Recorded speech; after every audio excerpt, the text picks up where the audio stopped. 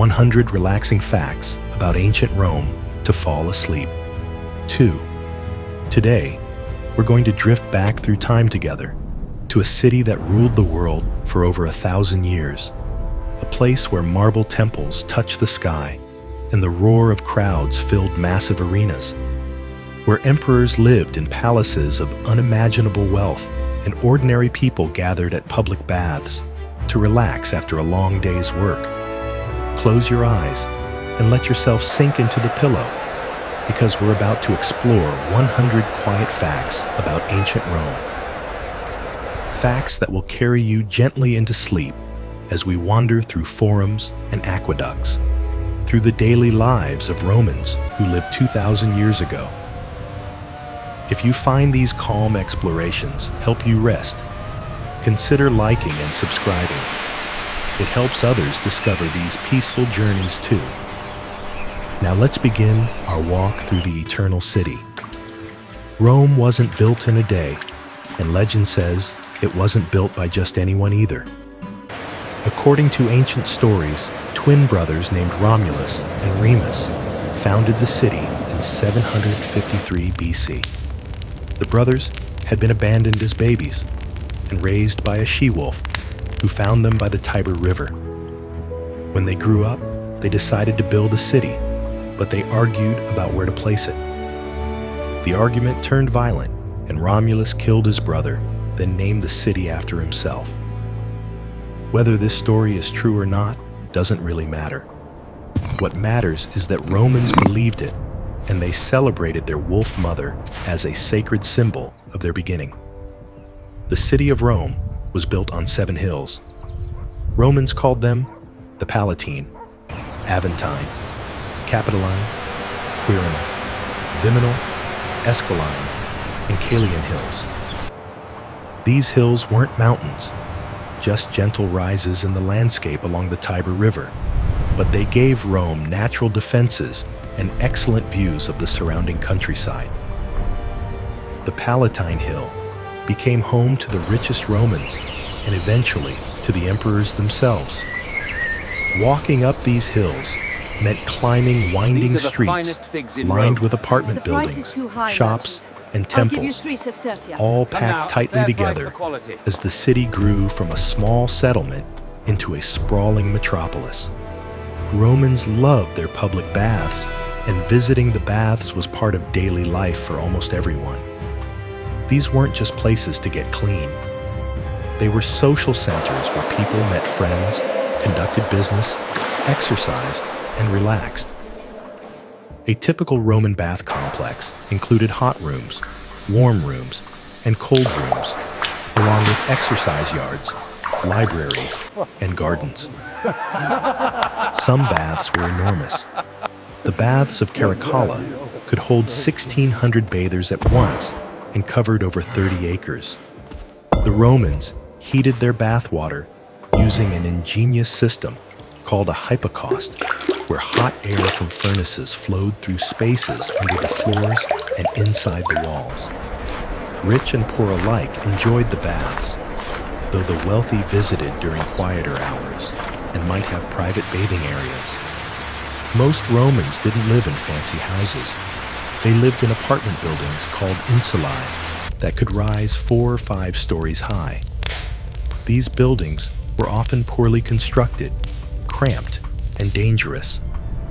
Fires broke out frequently because people cooked on open flames and used oil lamps for light.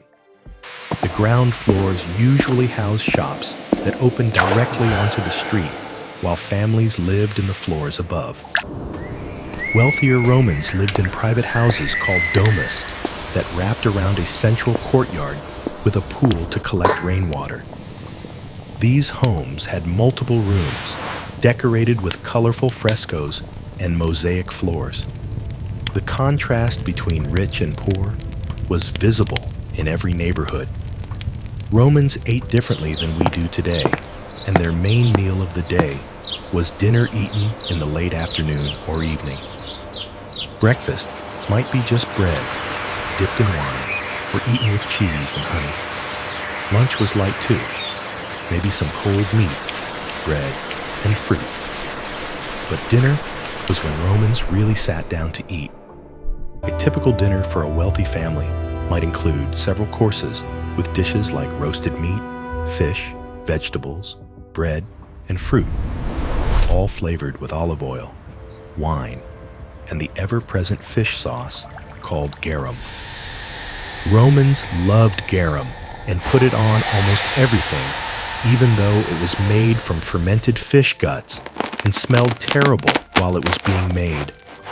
Ordinary Romans ate simpler food, mostly grain porridge, bread, beans, and vegetables, with meat only on special occasions. The Roman Forum was the heart of the city, a large open plaza surrounded by temples, government buildings, and shops.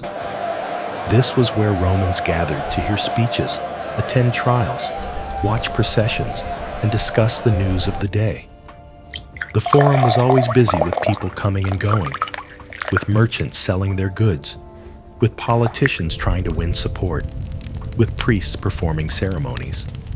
Walking through the Forum meant stepping over ancient paving stones, worn smooth by millions of footsteps, passing between towering columns that held up temple roofs, hearing the constant hum of conversation in Latin echoing off marble walls. It was the center of Roman public life, and if you wanted to know what was happening in Rome, you went to the Forum. Romans built roads that were so well made, many of them still exist today. The most famous was the Appian Way, which connected Rome to the southern part of Italy. Roman roads were built in layers with large stones at the bottom, then gravel, then smaller stones, and finally flat paving stones on top. These roads were slightly curved, so rainwater would run off into ditches on either side. The roads allowed Roman armies to move quickly across the empire and merchants to transport goods safely from one city to another. Milestones along the roads told travelers how far they had come and how far they had left to go. All roads really did lead to Rome because the milestone in the Roman Forum marked the center from which all distances were measured. The Colosseum is probably the most famous building from ancient Rome, and it's easy to see why. This enormous amphitheater could hold 50,000 spectators who came to watch gladiator fights, animal hunts, and other spectacles.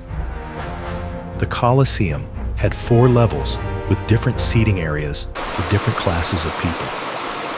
The emperor and senators sat closest to the arena floor, while ordinary citizens sat higher up. The building had a complex system of tunnels and rooms underneath the arena floor, where gladiators and animals waited before their performances. Workers could raise scenery and animals up through trapdoors in the floor to surprise the audience. The Colosseum even had a massive awning that could be pulled over the top to provide shade on hot days.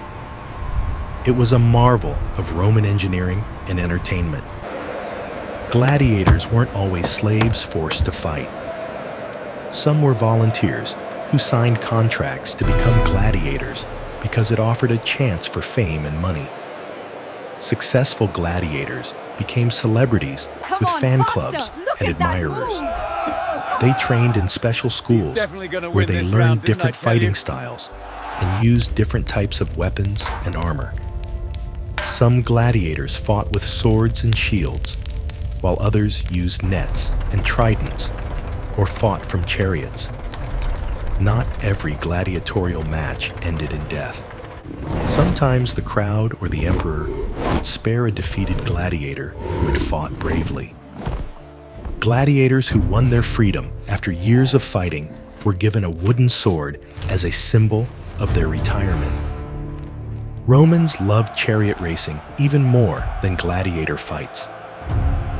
The Circus Maximus was the largest chariot racing stadium in Rome and could hold 150,000 spectators.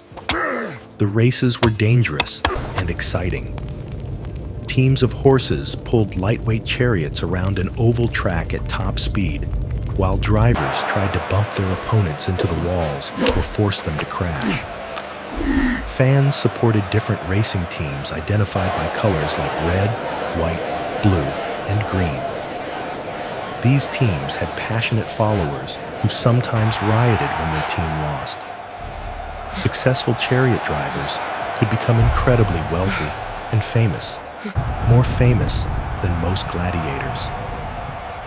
The Circus Maximus was located in a valley between the Palatine and Aventine Hills, and races were held there for hundreds of years. The Roman Empire at its height stretched from Britain in the north to Egypt in the south, from Spain in the west to Mesopotamia in the east. It covered over 2 million square miles and included parts of Europe, Africa, and Asia. This enormous territory was divided into provinces, each governed by officials appointed by the emperor. The empire was held together by Roman roads, by Roman law, by Roman military power, and by the shared Latin language. People from all over the empire traveled to Rome, bringing their languages, religions, and customs with them. Rome became a truly cosmopolitan city, where you might hear Greek, Egyptian, or Germanic languages spoken in the streets and see temples to gods from many different cultures. Roman emperors had absolute power, and some used that power wisely, while others went mad with it.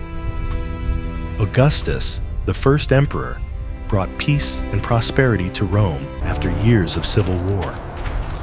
He reformed the government, rebuilt the city with marble temples and public buildings, and encouraged art and literature. Other emperors were disasters. Watch the stack on the right. Move those Nero clear. blamed Christians for a fire that destroyed much of Rome and had them tortured and killed. Caligula was said to be insane and claimed he was a god while he was still alive. Commodus preferred fighting as a gladiator to governing the empire. Good emperors could rule for decades and bring stability to millions of people, while bad emperors brought chaos, fear, and death. The Roman Senate was supposed to advise the emperor and help govern the empire, but in reality, its power varied depending on who was emperor. During the Republic, before there were emperors, the Senate was powerful and made most of the important decisions about war, peace, and law.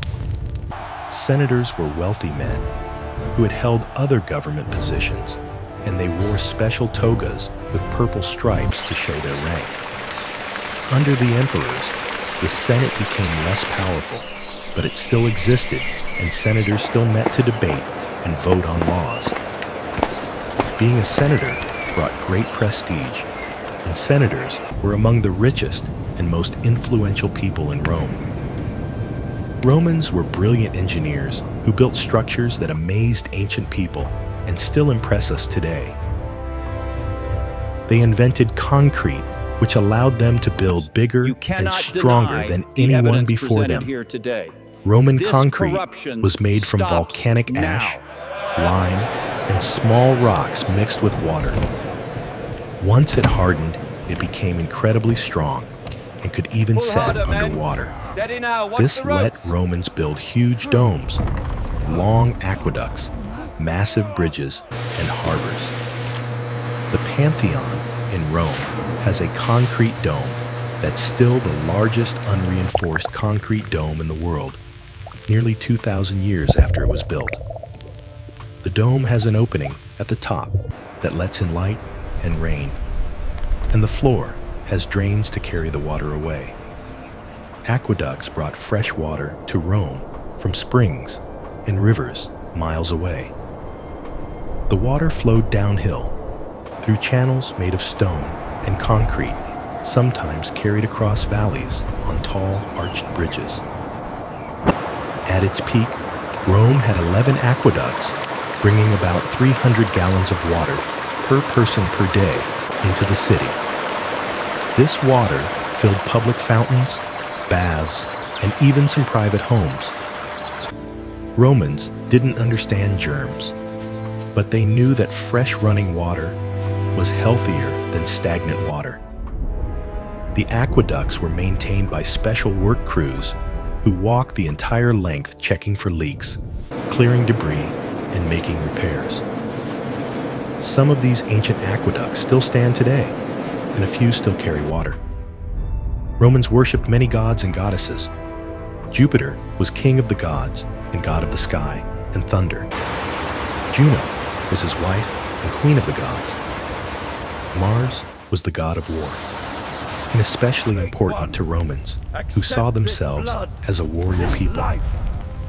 Venus was the goddess of love and beauty. Mars, Neptune Jupiter, ruled the grant sea. us strength this day. Protect our Minerva legions was the goddess and of deliver wisdom. victory to Rome. Each god had temples where priests made sacrifices and offerings. Romans prayed to different gods depending on what they needed. A farmer might pray to Ceres, the goddess of grain, for a good harvest. A merchant might pray to Mercury, the messenger god, who also protected travelers and trade. Soldiers prayed to Mars before battle. Romans believed the gods could help them or punish them, so they tried to stay on good terms with all of them. Roman religion wasn't just about gods. Romans also believed in household spirits that protected their homes and families. Every home had a small shrine where the family made offerings to the Lares and Penates, spirits that watched over the household and the pantry. The Lares were spirits of ancestors, while the Penates protected the food supply. Families would offer a bit of their dinner to these spirits each day to keep them happy. There was also the Genius, a protective spirit that looked after the head of the household. These household rituals were an important part of daily Roman life and helped families feel connected to their ancestors and to the spiritual world. When someone died, Romans held elaborate funeral ceremonies. Wealthy families might hire professional mourners to wail and cry at the funeral. Push harder, men. The body was carried through the streets in a procession to the family tomb outside the city walls because Roman law didn't allow burials inside the city.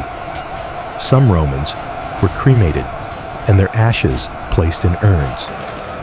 Others were buried in coffins. Tombs lined the roads leading out of Rome, and some were quite elaborate with decorated facades and inscriptions praising the dead. We had to throw the whole Romans thing out. believed that the dead traveled to the underworld, ruled by Pluto and his wife Proserpina.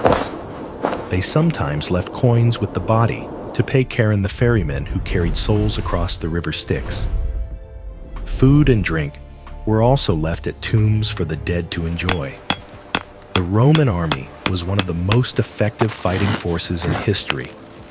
It was organized into legions of about 5,000 men, mostly heavy infantry soldiers called legionaries. These soldiers wore armor made of overlapping metal plates, carried large rectangular shields, short swords called More for gladius, you, my and friends. Eat javelins. hearty.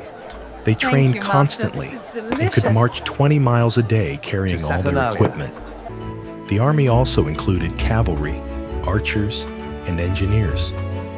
Legionaries served for 25 years, and when they retired, they received land and money.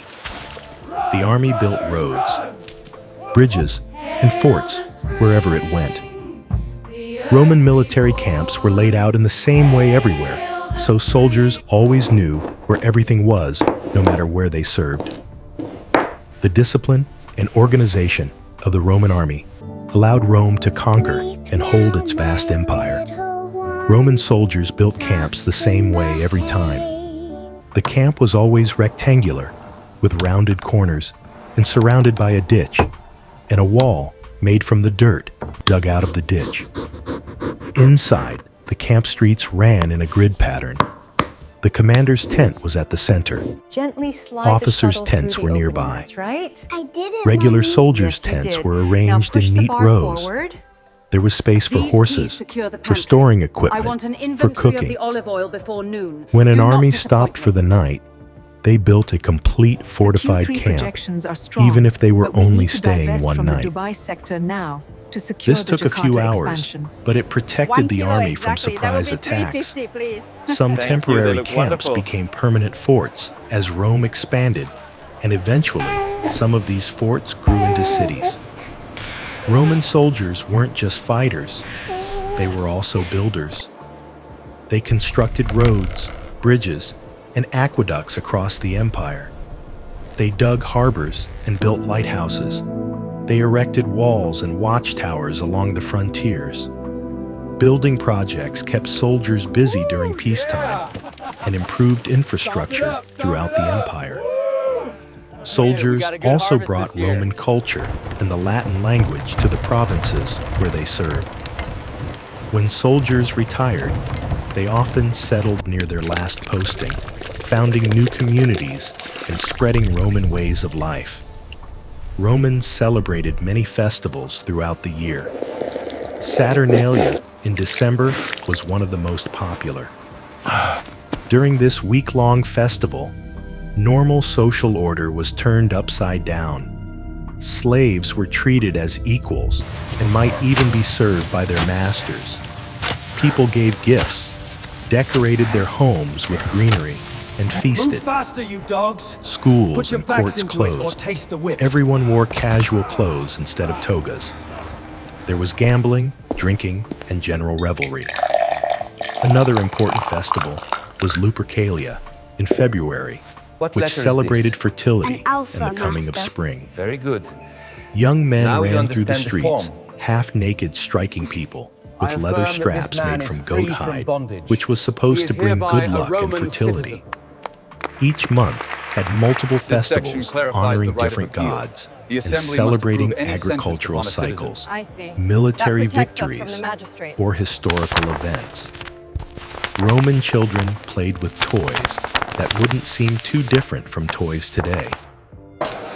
They had dolls made of cloth, wood, or clay. They played with balls and hoops. They had small animals carved from wood or bone. They played games like knuckle bones, which was similar to jacks. Boys played with toy soldiers and built miniature forts. Girls practiced taking care of dolls the way they would later care for real children. Children also played games like hide and seek, leapfrog, It is and my tag. distinct pleasure to welcome you to Wealthy our home. children Please had more elaborate enjoy the toys, finest including selections from dolls my with cellar movable and arms kitchen. and legs. Education was important for upper-class children. Boys learned to read, write, and do arithmetic. They studied Greek and Latin literature, history, and rhetoric. Girls usually learned at home from their mothers, studying skills needed to run a household, though some wealthy families also taught daughters to read and write. Roman women had more freedom than women in many ancient societies, but they still lived in a world controlled by men. Women couldn't vote or hold political office. They needed a male guardian to conduct legal business. But within these limits, Roman women could own property, run businesses, and have significant influence. Wealthy women managed large households with dozens of slaves. Some women were respected for their intelligence and learning. A few became quite powerful by influencing their husbands or sons who held political positions. Ordinary women worked alongside their husbands in family businesses or farms. Some women worked as midwives, hairdressers, or sold goods in markets.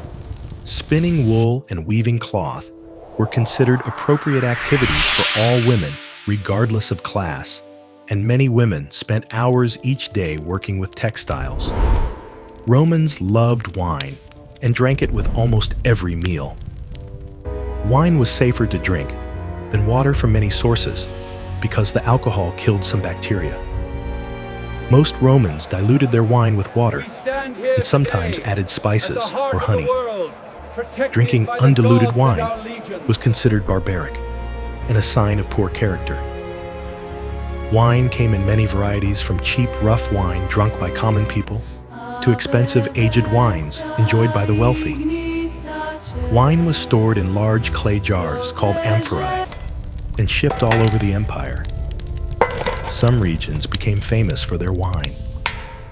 Romans also drank posca, a mixture of wine vinegar and water that was especially popular with soldiers because it was refreshing and kept better than regular wine. Slavery was fundamental to Roman society and economy. Perhaps 1 in 3 people in Italy were enslaved at the height of the empire. Slaves came from all over the empire, captured in war or born into slavery. They did every kind of work. Some worked in mines and on farms under brutal conditions. Others worked in wealthy households as cooks, cleaners, tutors, or secretaries. Skilled slaves might be doctors, teachers, or managers of businesses. The treatment of slaves varied widely. Some masters were cruel, while others were relatively kind. Slaves could sometimes earn money and buy their freedom, and freed slaves, called freedmen, often continued to work for their former masters. Some freedmen became quite wealthy and influential. Despite this, slavery was always based on force, and slaves had no legal rights. They could be bought, sold, beaten, or killed by their masters with few consequences. The Roman legal system was complex and surprisingly modern in some ways. Romans believed in written laws that applied to everyone, not just the whims of rulers. The most famous collection of Roman laws was the 12 Tables, created in the early Republic and displayed in the Forum so everyone could read them. I'll give you 6 for this amount. Later, emperors and legal scholars added more laws and legal principles. Roman law covered everything, from property rights to contracts, to family matters, to crime. Lawyers argued cases in courts. Judges weighed evidence and made decisions based on law and precedent. The idea that a person is innocent until proven guilty comes from Roman law. So does the idea that laws should be written down and available for everyone to know. Roman law influenced legal systems across Europe and still influences law in many countries today. Rich Romans loved to show off their wealth through elaborate dinner parties. These parties, called banquets, could last for hours with course after course of exotic foods and entertainment between courses. Guests reclined on couches arranged around the dining room. Slaves brought food and wine. The meal might include dishes like roasted peacock, stuffed dormice, flamingo tongues, sea urchins, oysters, and all sorts of fruits and vegetables. Between courses, there might be music, dancing, poetry readings, or performances by acrobats.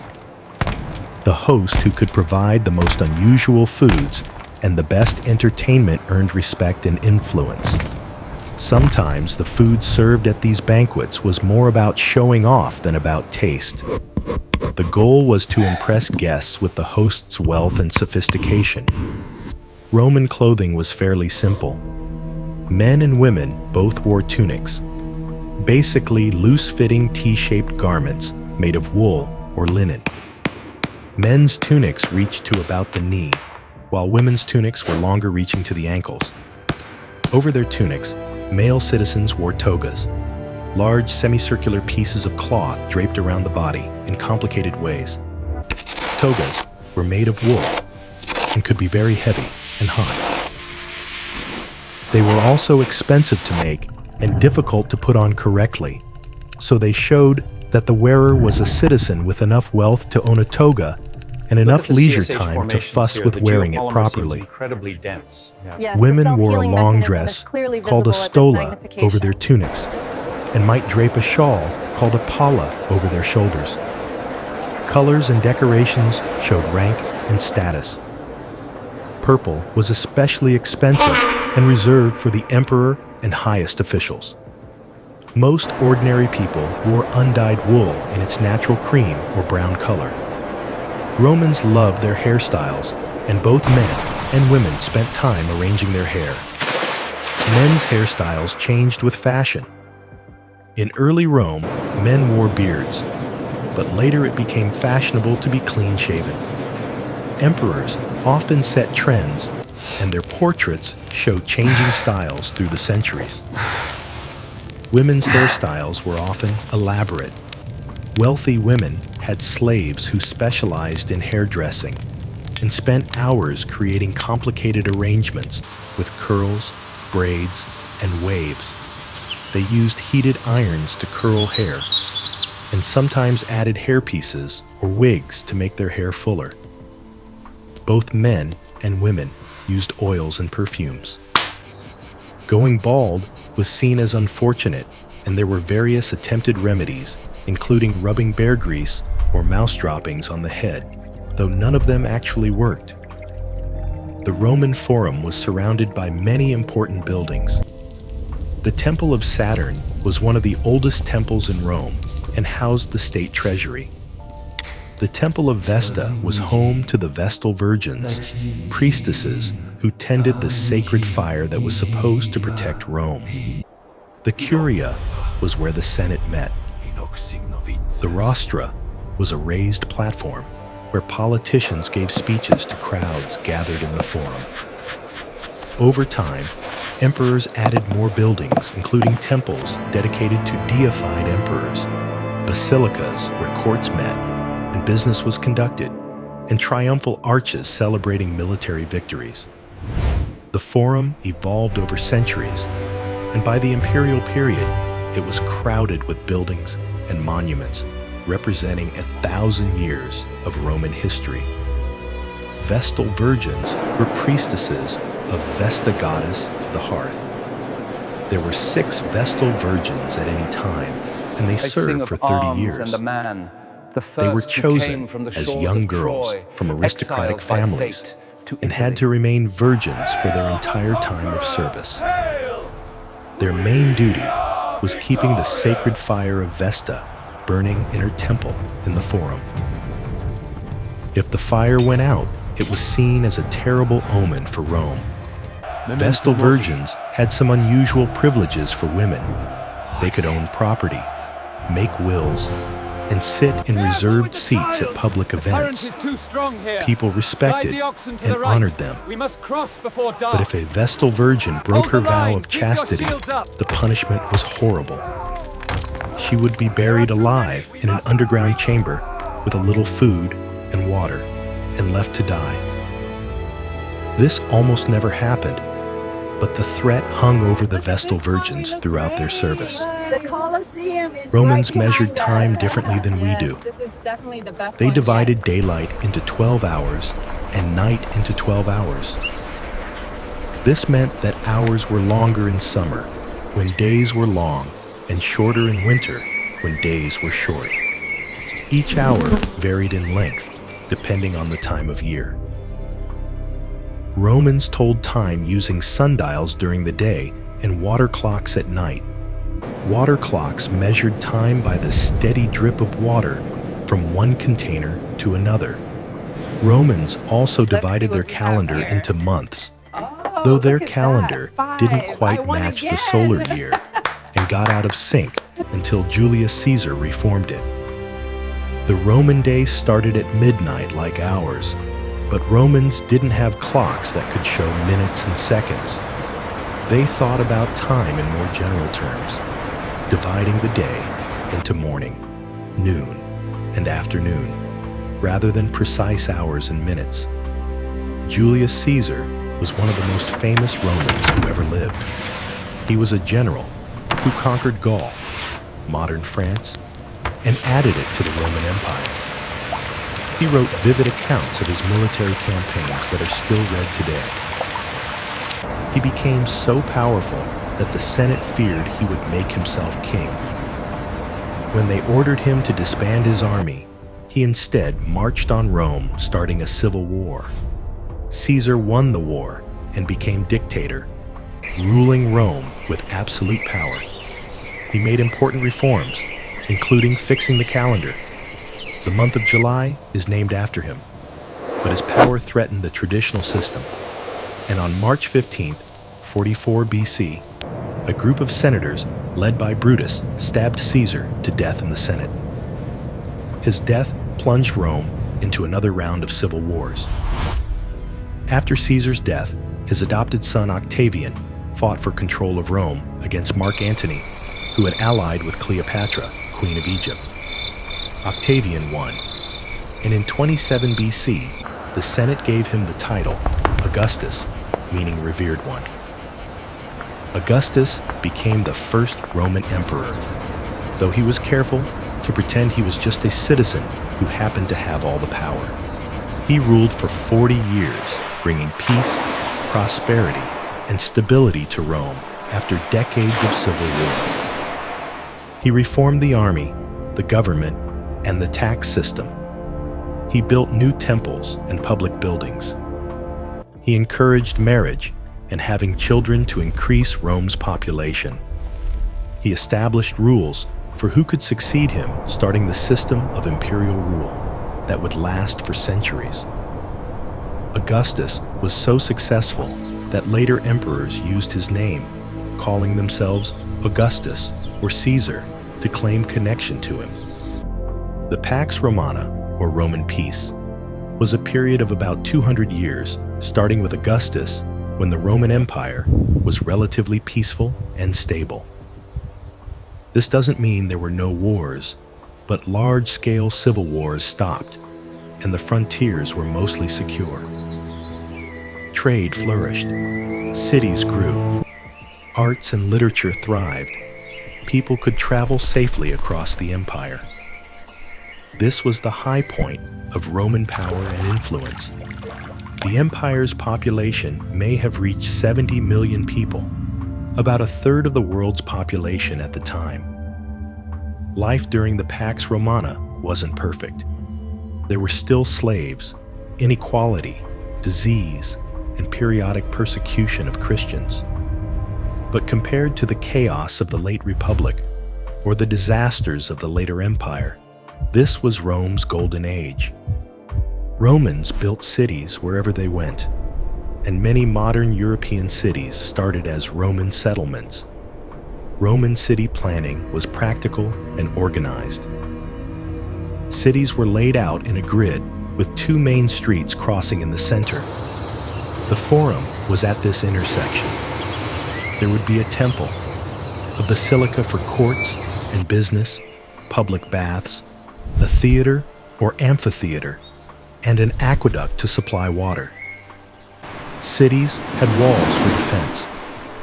As the empire expanded, Roman veterans settled in these cities. Local people adopted Roman customs, and eventually, people throughout the empire thought of themselves as Romans, even if they lived far from Italy.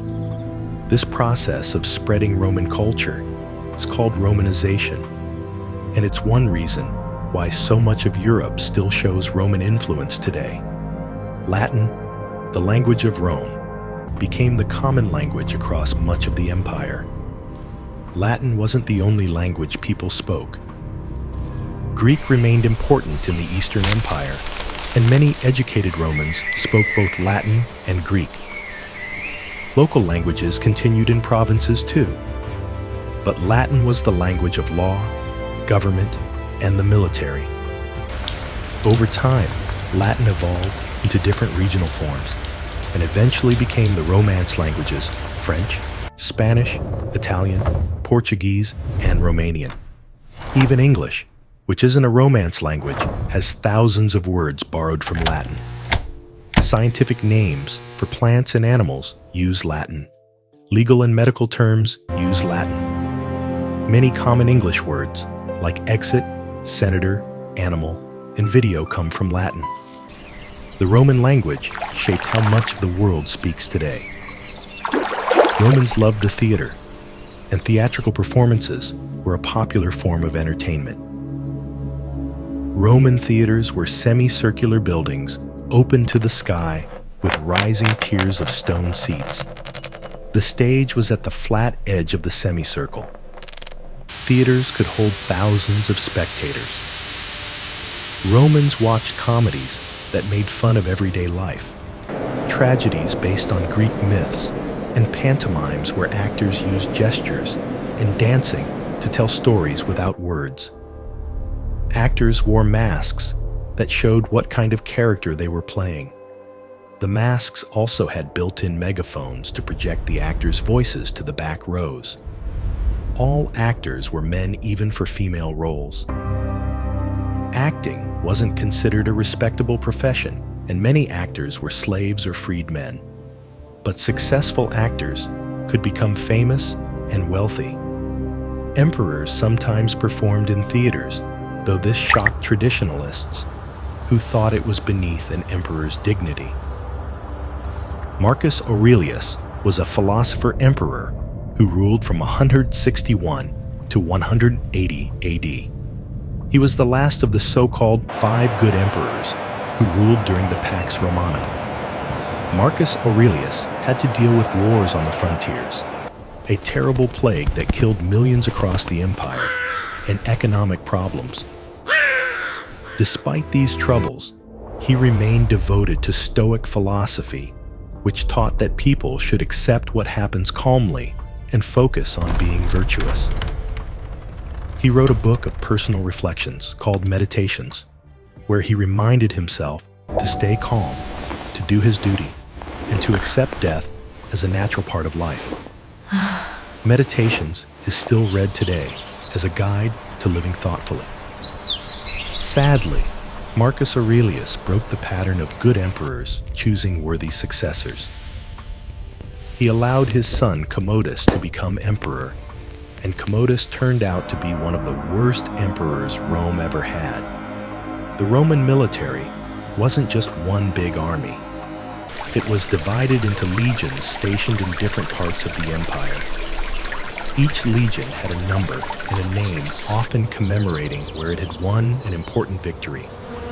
Legions developed their own traditions and identity, and soldiers were fiercely loyal to their legion. Each legion carried standards into battle, including the Aquila, a silver eagle that represented the legion's honor. Losing a legion's eagle in battle was a terrible disgrace. When 3 legions were destroyed in Germany in 9 AD, losing their eagles, Augustus was said to bang his head against walls, shouting for the return of his legions. The military's loyalty was crucial to an emperor's power, and many emperors came to power through military support or were overthrown when the army turned against them. Romans kept detailed records, and many of these records have survived to tell us about daily life in the empire. Archaeologists have found military documents, tax records, letters, contracts, and even personal notes. Some were written on sheets of papyrus, an early form of paper made from an Egyptian plant. Others were written on wooden tablets covered with wax. You wrote on the wax with a pointed stick called a stylus. When you wanted to erase what you'd written, you smoothed the wax with the flat end of the stylus and wrote again. Important documents were carved in stone. Public buildings and monuments had inscriptions describing who built them and why. Tombstones gave information about the dead. All these inscriptions and documents help modern historians understand how Romans lived, what they cared about, and how their society worked. Roman concrete was an amazing material, and historians are still studying how Romans made it so strong. They used volcanic ash from deposits near Naples, mixed with lime and small rocks. When this mixture was combined with water, a chemical reaction happened that made the concrete harden and actually get stronger over time, even underwater. Modern concrete breaks down over decades, but Roman concrete has lasted for 2,000 years. Some Roman concrete structures still standing include the Pantheon's dome, harbor walls, and countless bridges and aqueducts. For centuries, people didn't understand how Roman concrete worked. Modern scientists are studying Roman concrete to learn if we can use their techniques to make better, longer-lasting concrete today. The Pantheon is one of the most impressive buildings the Romans ever created. It was built as a temple to all the gods, which is what Pantheon means in Greek. The building has a massive porch with huge granite columns, and behind that, a circular rotunda topped with a dome. The dome is made of concrete and has an opening called an oculus at the top that lets in light and rain. The dome's interior is decorated with coffers, square indentations that reduce weight while looking beautiful. The floor slopes slightly toward drains, so rainwater flows away. What's really amazing is that the dome is still the largest unreinforced concrete dome in the world. No one built a bigger one until modern times when we had steel reinforcement. Walking into the Pantheon feels like stepping into a perfect space where light, proportion, and engineering come together. Roman medicine was a mixture of practical knowledge and superstition. Doctors observed symptoms and tried different treatments. They set broken bones, stitched wounds, and performed some surgeries. They used various herbs as medicines. Some of these herbs actually worked, like willow bark, which contains a compound similar to aspirin. But Romans also believed in many treatments that did nothing or made things worse. They didn't understand germs or how disease spread. They thought illness was caused by imbalances in the four humors: blood, phlegm, yellow bile, and black bile. Doctors tried to restore balance through bloodletting, purging, special diets, and other treatments. Roman military doctors were probably the most skilled because they saw many injuries and got good at treating wounds. Some surgical instruments from ancient Rome look surprisingly modern. Wealthy Romans decorated their homes with beautiful mosaics, pictures made from thousands of tiny colored stone or glass pieces fitted together. Mosaic workers were skilled craftsmen who created intricate designs on floors and walls. Some mosaics showed geometric patterns, while others depicted scenes from mythology, daily life, or nature. Fish, birds, hunting scenes, and even humorous images were popular. One famous mosaic from a dining room shows a skeleton holding wine jars with the message, "Enjoy life while you can." Mosaics were expensive, but they were also durable. Many Roman mosaics still exist today. Their colors still bright after 2,000 years. Walking through a Roman villa and looking down at mosaics under your feet, you're seeing the same images Romans saw in their daily lives. The Romans had a complicated relationship with Christianity. At first, Christians were just another small religious group in the empire. But Christians refused to worship the emperor or Roman gods, which made them seem disloyal and dangerous. When things went wrong, like fires or military defeats, Romans sometimes blamed Christians and persecuted them. Christians were arrested, tortured, and sometimes executed in horrible ways, including being fed to animals in the arena. But Christianity kept growing. By the early 300s AD, perhaps 10% of the empire was Christian. Then in 312 AD, the Emperor Constantine had a vision before a battle. He saw a cross in the sky and won the battle. Constantine converted to Christianity and ended the persecution. He made Christianity legal and supported it. Later emperors went further and made Christianity the official religion of the empire. The same empire that had fed Christians to lions became a Christian empire. This transformation changed both Christianity and Rome forever. Constantine did something else that changed Roman history. He moved the capital from Rome to a city he renamed Constantinople, modern Istanbul in Turkey. Constantine felt Rome was too far from the empire's troubled frontiers in the east. Constantinople was located on a peninsula surrounded by water, with excellent harbors and defenses. It controlled the route between Europe and Asia. The new capital was designed as a Christian city with magnificent churches instead of pagan temples. Rome remained important, but it was no longer the center of power. This shift eastward was part of a larger change happening in the empire. The western provinces were facing increasing barbarian invasions, while the eastern provinces were wealthier and more stable. Romans borrowed heavily from Greek culture, and the wealthiest and most educated Romans spoke Greek as well as Latin. Greek literature, philosophy, art, and architecture heavily influenced Roman culture. Romans admired Greek civilization, even as they conquered it militarily. Roman copies of Greek statues are often all that remains after the Greek originals were lost. Roman poets like Virgil consciously imitated Greek poets like Homer. Roman architecture used Greek columns and designs.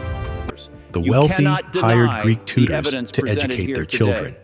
This corruption This blending of Greek and Roman culture is called Greco-Roman civilization, and it's the foundation of much of Western culture today. Romans celebrated military victories with triumphs, spectacular parades through the city. A general who won a great victory might be awarded a triumph by the Senate. On the day of his triumph, the general dressed in a purple toga and rode a chariot through the streets while the whole city watched. His army marched behind him. Prisoners and captured treasures were displayed. The procession ended at the Temple of Jupiter on the Capitoline Hill, where the general made sacrifices to the gods. It was the highest honor a military commander could receive. But there was a reminder of mortality too. A slave stood in the chariot behind the general, holding a golden crown over his head and whispering, "Remember, you are mortal."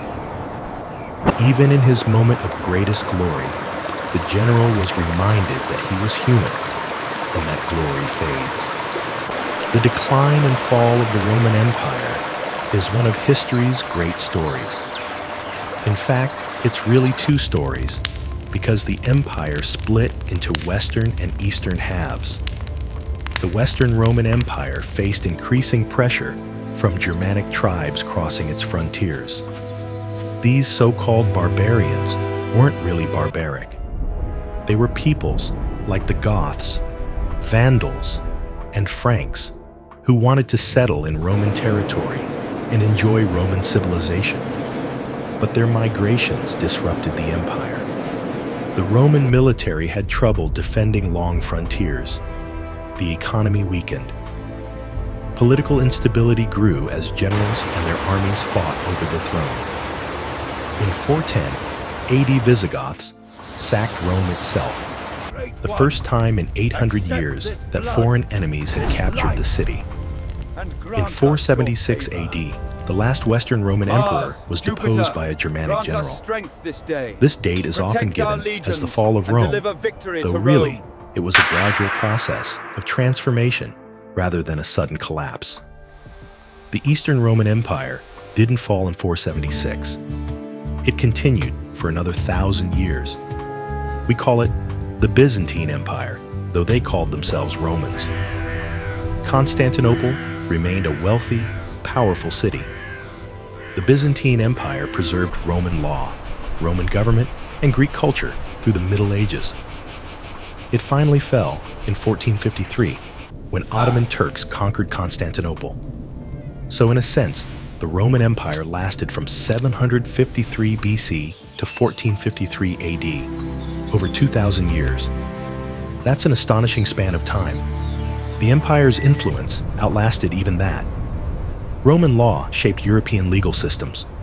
Latin evolved into modern languages. Roman architectural styles were imitated for centuries.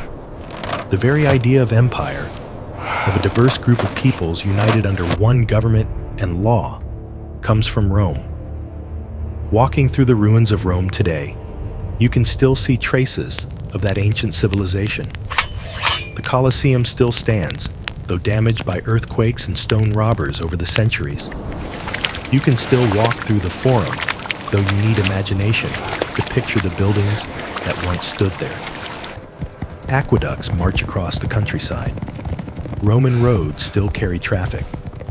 Roman walls still surround old cities. In museums, you can see the everyday objects Romans used. Their jewelry, their dishes, their tools. You can read the words they wrote on tombstones and monuments. Rome feels both impossibly distant, a civilization that fell 1,500 years ago, and strangely close. The Romans were people like us who loved their families, worked for a living, worried about money, enjoyed entertainment, tried to cook chili in his and wondered helmet? about their place in the world. The God, Romans the believed smell. they had to were throw the whole destined thing to out. rule the world, and for a time they did rule most of the known world, at least the part they knew about. They built a civilization that united millions of people across 3 continents. They created systems of law, government, and engineering that influenced everything that came after. They produced literature, art, and philosophy that people still study. They also enslaved millions, conquered brutally, and sometimes ruled cruelly. Roman history isn't simple. It's a story More of for you, my achievement friends. and Eat failure, hearty. of brilliance Thank you, Master. and brutality, This is delicious. of grand ideals To and messy Saturnalia. reality. But it's our story too, because so much of modern Western civilization is built on Roman foundations. As you drift towards sleep, tonight imagine yourself walking through ancient Rome on a warm summer evening. The sun is setting behind the 7 hills, casting long shadows across the Forum. The smell of bread baking drifts from a bakery. You hear the splashing of fountain water and the distant sound of someone singing. You pass marble temples glowing gold in the fading light. People are heading home from the baths, their hair still damp, talking about the day's news. Somewhere in the distance, the crowd at the Circus Maximus roars as a chariot crosses the finish line. You climb one of the hills and look out over the city. Terracotta roofs stretch in every direction. Aqueducts march toward the horizon. In this moment, Rome feels eternal. And in a Gently way, slide the it shuttle is through the because its opening, that's influence right. echoes through the centuries into Yes, our you world did. today. Now push the bar forward. Let yourself rest now These keys among secure these the quiet pantry. facts I want an about a inventory of city the olive oil that before ruled the noon. world. Do not disappoint me. Let the gentle rhythm of Roman life The Q3 carry you into projections peaceful are strong, dreams, but we need where to marble divest from glows the Dubai and sector fountains now play, to secure the and time Jakarta moves expansion. as slowly as shadows on an ancient wall.